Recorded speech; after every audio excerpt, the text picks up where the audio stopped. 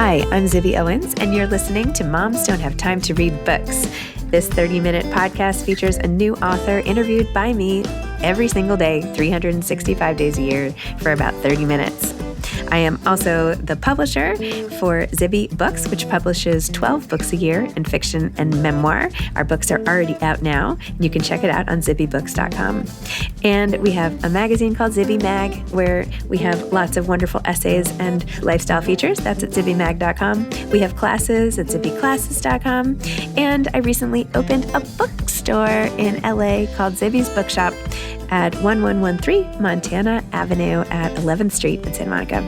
I hope that you are able to enjoy some of our other offerings. But this here podcast is the basis of all of it and started in 2018. And no matter what I do, this is basically my favorite thing. Enjoy.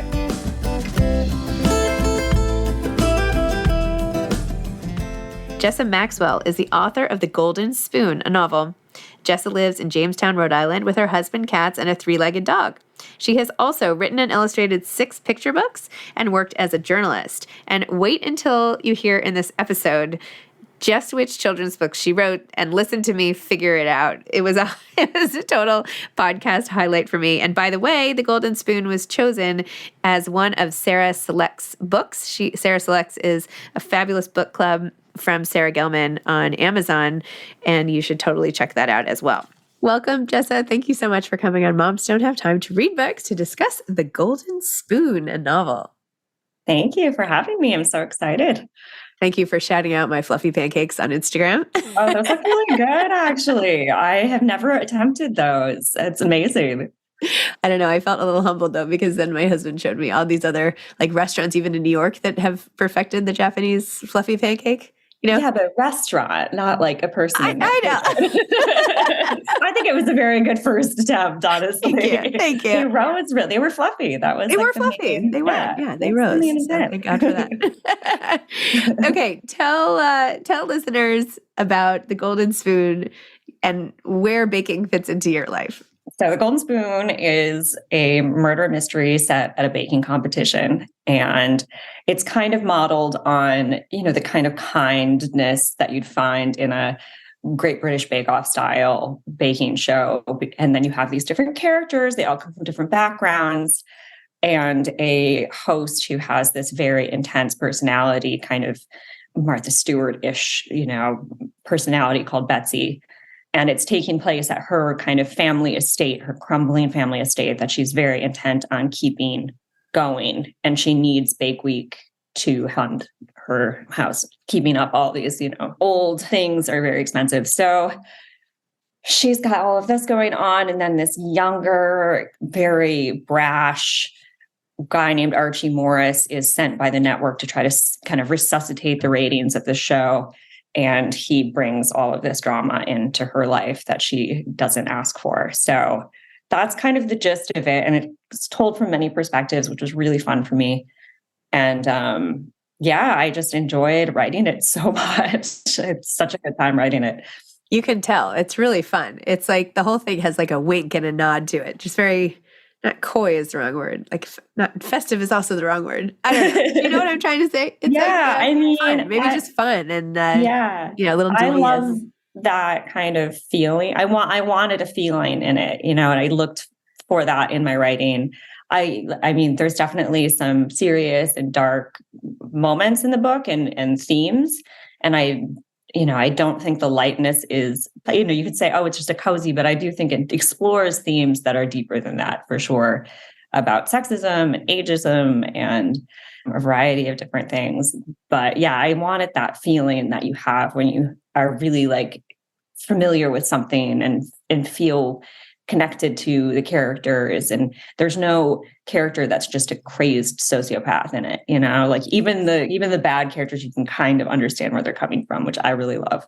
Yes. And I love hearing the backstory. It's literally like watching one of the reality shows. And then when they take the camera off to the side and they're like, okay, here she is at home and da-da-da. And it just, you're immediately invested in everyone's life. Yeah, because you always wonder what these people are like when you turn the cameras off. Are they who they say they are? Are they posing for the cameras? There's so many different ways people can act off camera and on. True. I loved how, I can't remember his name, but the character who came in and was wearing like a flannel shirt and they were like, you can go around to the back. Yeah, that was Peter. That was Peter, sorry. Yeah. And he's like, no, I'm wearing my nice flannel shirt. Yeah. For sure. I feel like my husband is often mistaken for like go around the back sometimes. You know, he like opened the door to our house once and like this workman came in and was like, do I have to wear like booties on my shoes? I hear the owner might be home. And he's like, oh my gosh, booties on the shoes now. Yeah. He's like, no, really? He's like, yeah. That's so funny. Did you go to any cooking shows like to research? Oh, I would love to be invited to go on a cooking show and watch.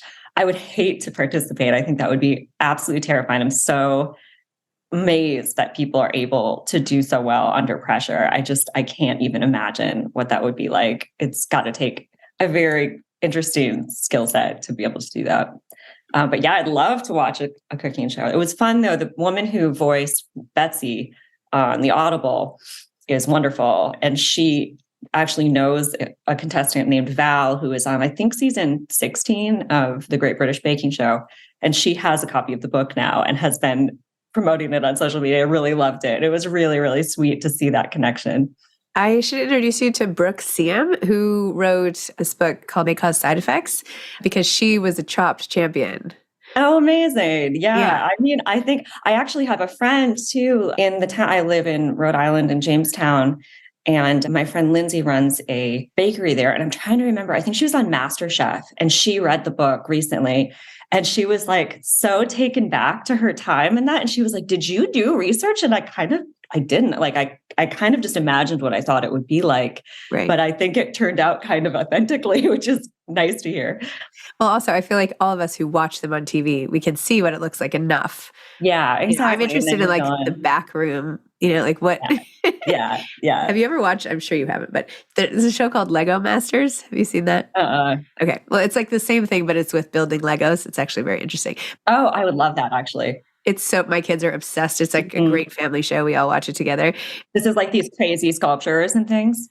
Yeah. Every time they have it, I don't even know what I'm talking about this, but anyway, every week it's amazing. They start with like, I don't know, 30 people who are in like 15, 16 groups, and each week someone gets eliminated, and each week there's a new challenge, like build a car, like the one we watched last night. One brick was like hanging from a string, and they're like, instead of building on a table, build down from this one brick. Wow. And, but it's so cool. They're so creative. But anyway, they put like 10 hours on the clock, and my son was like, I could never do that because I have to be there for 10 hours. Like, what if I had to go to the bathroom or something? I'm like, there's so much that happens off camera, right? They stitch it all together, and I'm sure they take breaks, and then like what happens really in those back rooms. So. Oh, for sure. Yeah. And I kind of like tried to figure out, the hardest part for writing this for me was just like figuring out the rules of the show and, how many people I could put in it, because I wanted to use all of their perspectives, because otherwise you'd know too much, basically. Right. So that was like the kind of torturous part for me, trying to figure out that part. Because I was like, I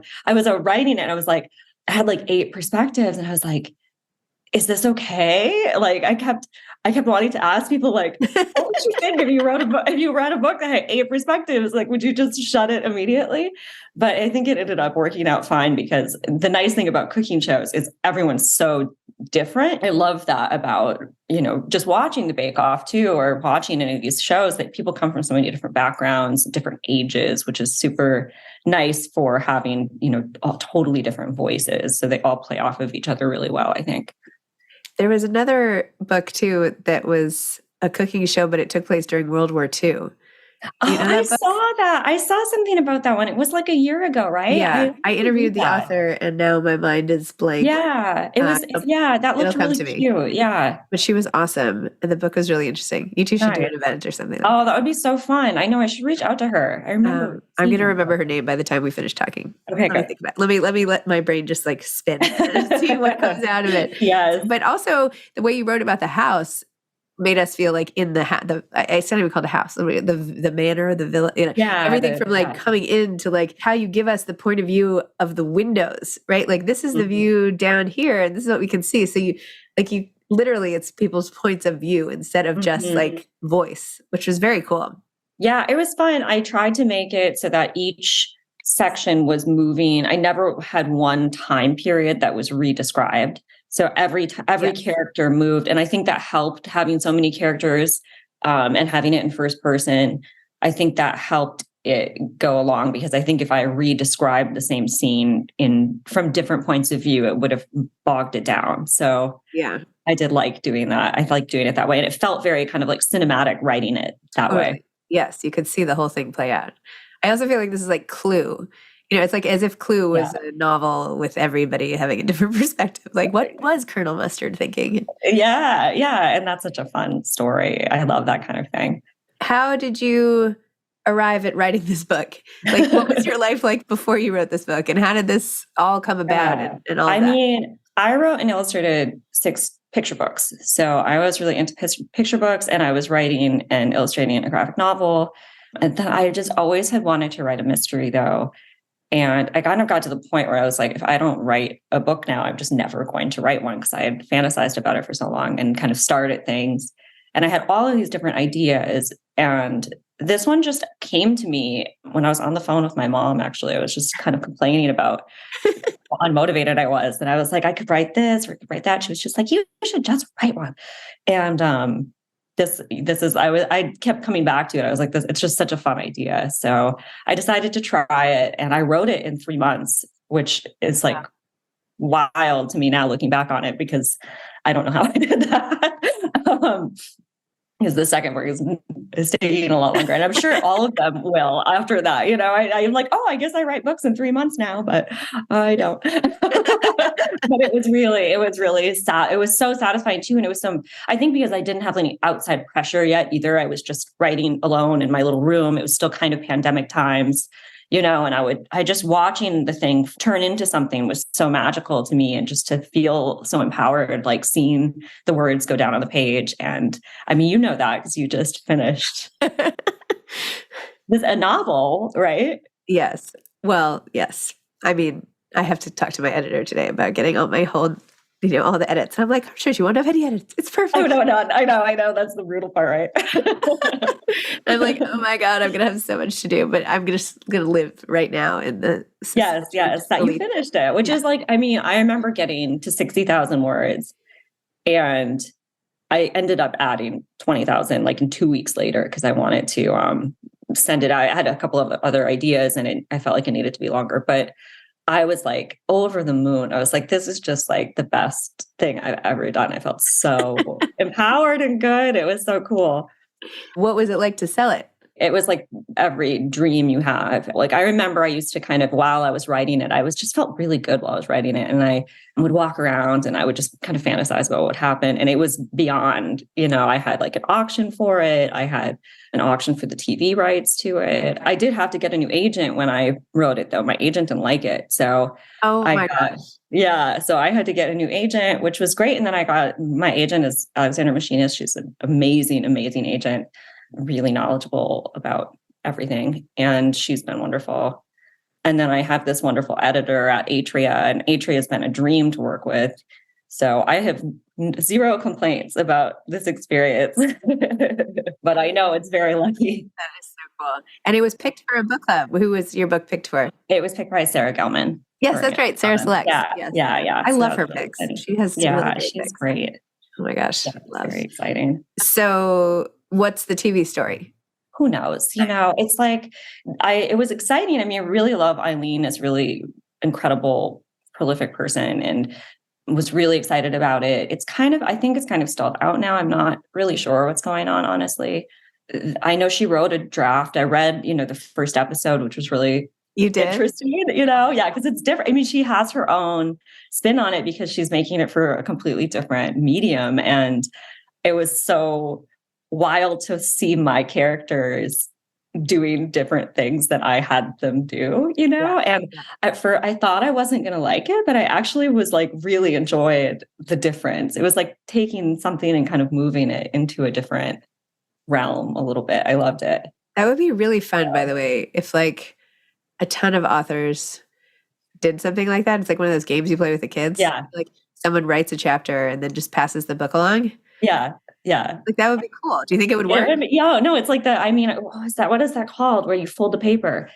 Oh, yeah, yeah, yeah. I love that. Yes. I love those as a kid. Yeah, that would be wild. Yeah, that would be neat. I wonder how it would turn out. I know, right? You should try it. Yeah, I should try it. You could write the first chapter. Yes. What is the second book that's coming slowly about? The second book is I'm still kind of in the midst of it, but it's another enclosed area where there's going to be lots of people interacting with each other. I live in Jamestown, Rhode Island, which is right across from Newport. So it's set at a kind of more remote Gilded Age manor that's been converted into a hotel. And it involves a old matchmaker who comes to have this kind of like flashy last weekend and match these different people in this estate. So it's been really fun to write. I changed the characters a lot in it. So I started out with different characters and I was like, I kind of want them to be a little more fun. And so I've kind of gone back recently and changed them around, but I think it'll be good. I hope so. Have you done anything at the Ocean House in Watch Hill? No, and I'd love to.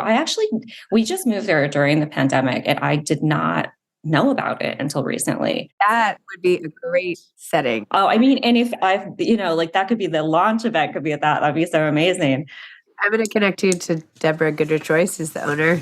Oh, I would love that. Yeah, I've heard amazing things. I'm doing something at the Savoy, which is a beautiful bookstore. I have to get there. I've been Westerly. Yeah. Rhode Island is just the best. I'm so thrilled with it. That's awesome. Yeah, it's gorgeous.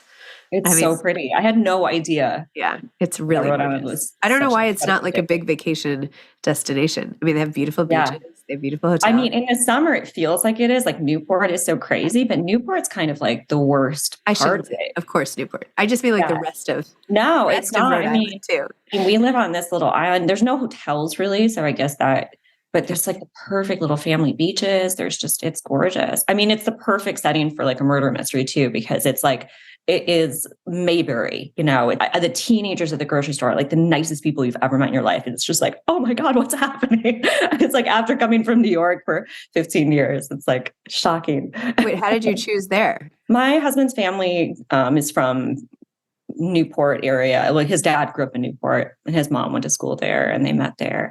And we had a family friend she lives in Canada and she had a summer house there and we stayed there during the pandemic. Like first summer, we were so lucky. It was like the most beautiful, magical place. The local band, we practicing The Sound of Music in like a parking lot at the church. And oh my gosh. It's just like, I mean, it was like, you just cried because it was so nice after like all the hard stuff we'd seen. So yeah.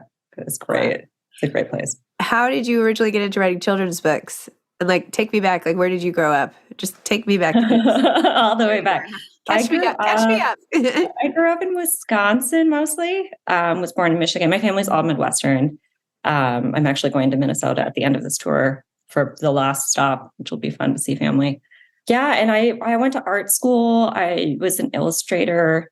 I started out as went to school for art.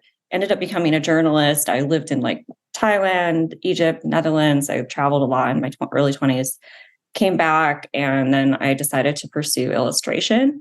And I started making comics. I've done comics for the New Yorker and for the New York Times now quite a few times. And then I just kind of that like led me into doing picture books, like longer things.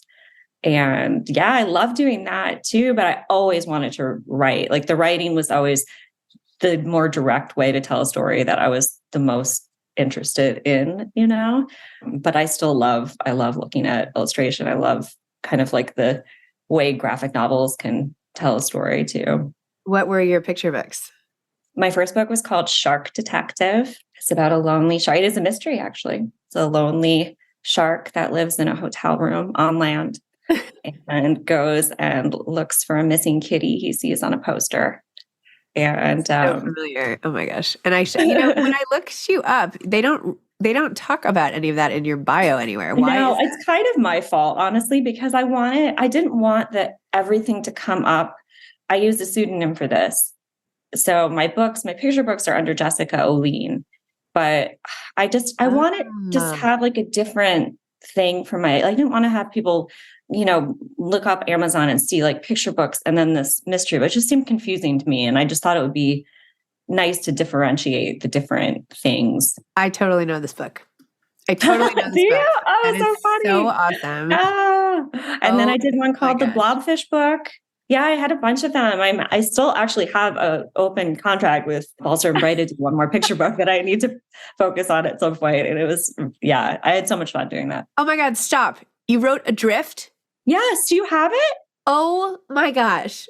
That is so crazy. This is one of our favorite books. Are you not kidding? No, That's my wild. daughter, my teenage daughter is obsessed with polar bears. So every polar bear themed book we get, basically, we have read this book so many times. Oh my gosh. I am so excited about this. Oh my gosh. That's so wild. I mean, no one really bought that book. I bought it. I'm so glad. Oh my gosh. That's wild. Yeah, Adrift, an odd couple of polar bears. Oh my gosh.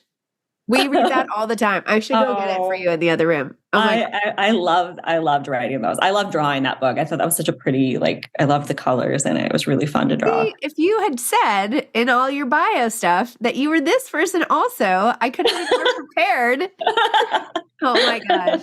That is so cool. Great. Oh my gosh. So you drew it too? Yeah. I did all the drawings. Yeah. So fun. I mean, they're not like complex drawings, but drawing is fun too. That's the coolest thing. I can't even. My kids are going to think this is the coolest thing ever. That's so great. It's so cool to hear. Yeah. Wow. Oh my God. I can't believe you wrote Adrift. That's so cool. I can't believe you have Adrift. That makes me so happy. I'm going to have my daughter send you all of our polar bear stuff. We have polar bears. How did you think of that book? It was a comic I did that actually was rejected by the New Yorker. I was going in every week and bringing comics into the New Yorker. And it was one that I loved. It was like a polar bear on an ice floe. And there were two polar bears sitting on an ice floe in the middle of the ocean.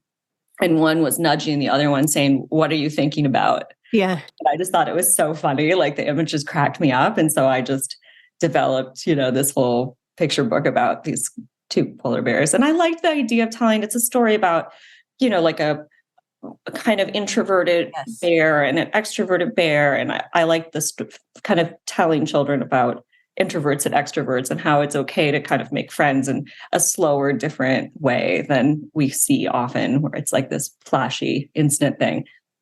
Oh my gosh. That's so cool. Wow. Okay. Well, that totally made my day. It's so great. It's like you have this great sense of humor in everything you do. Oh, thank you. It's great. Really funny. Are you coming to New York on tour at all or no? Yeah, I was in the Mysterious Bookshop. Oh, yeah. I have not been there yet. Yeah, it's really cool spot. And they sold out of the books, which was amazing. Amazing. Yeah. And then I'm coming back. We have an apartment in New York still, so we go back and forth. My husband works at Simon & Schuster as a editor. And so we kind of mostly are in Rhode Island, but we go back to New York when we have to. And so we will be back. I'm going back on Monday actually to sign more stock, but I don't have any other specific events in New York right now. Well, we should meet up at some point. I would love that. That would be great. I also might need to beg you to do a little polar bear drawing with my daughter's name on it or something. Anytime. Can you do that? Okay. All right. Okay. Sorry, this is kind of a non-traditional podcast, but it's so informal, but I hope you don't mind. People can just listen in as we. Okay. Well, thank you so much. The Golden Spoon. Congratulations. Thank you. So cool. Yeah, this is really fun. Amazing. Thank you so much. Okay. Bye. Thanks for listening to this episode of Moms Don't Have Time to Read Books. Don't forget to follow me on Instagram at Zibby Owens and at Moms Don't Have Time to Read Books. Also sign up for my newsletter at zibbyowens.com and sign up for my virtual book club and meet lots of authors on Zoom every other week. Thanks so much to Steve and Ryan at Texture Sound for the sound editing. And thank you to Morning Moon Productions for providing this fantastic intro and outro music.